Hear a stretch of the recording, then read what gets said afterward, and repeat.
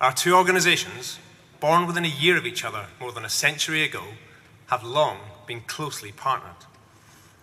The FBI office in London opened in 1942, and our teams work tirelessly together every day to keep our two nations and our allies safe. But today is the first time the heads of the FBI and MI5 have shared a public platform. We're doing so to send the clearest signal we can on a massive shared challenge: China. The most game-changing challenge we face comes from the Chinese Communist Party. It's covertly applying pressure across the globe. This might feel abstract, but it's real and it's pressing.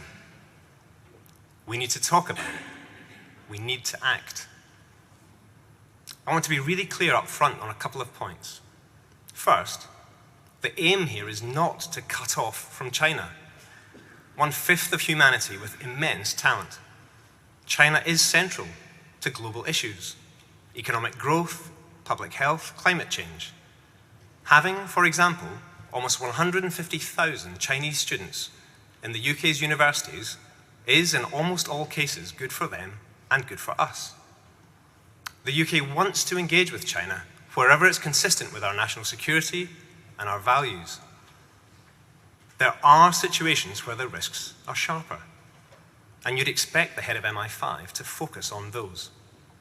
But even then, our aim is to make conscious choices on issues that are rarely binary. We want a UK which is both connected and resilient.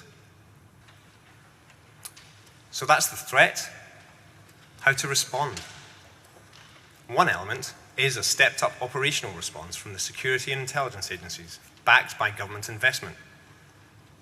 MI5 has already more than doubled our previously constrained effort against Chinese activity of concern.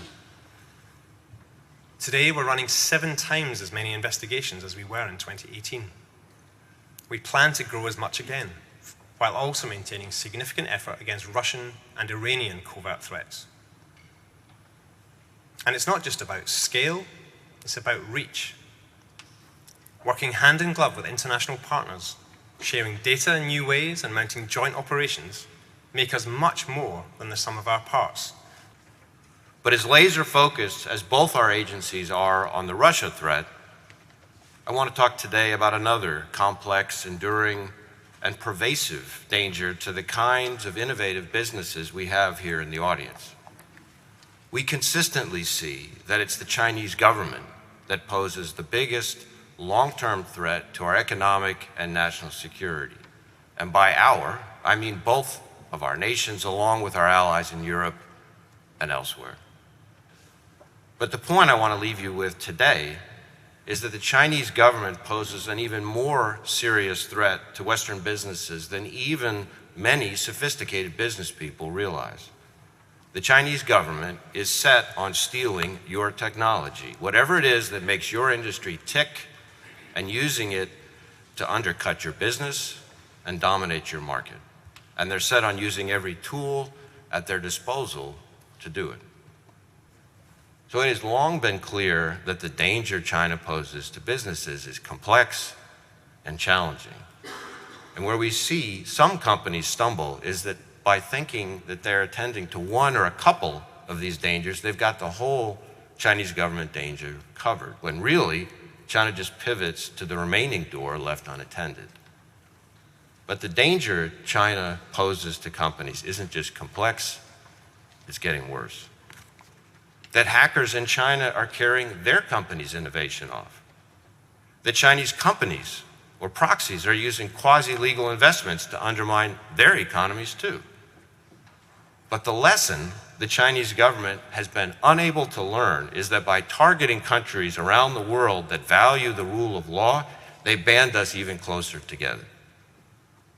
Beijing may think our adherence to the rule of law is a weakness, but they're wrong.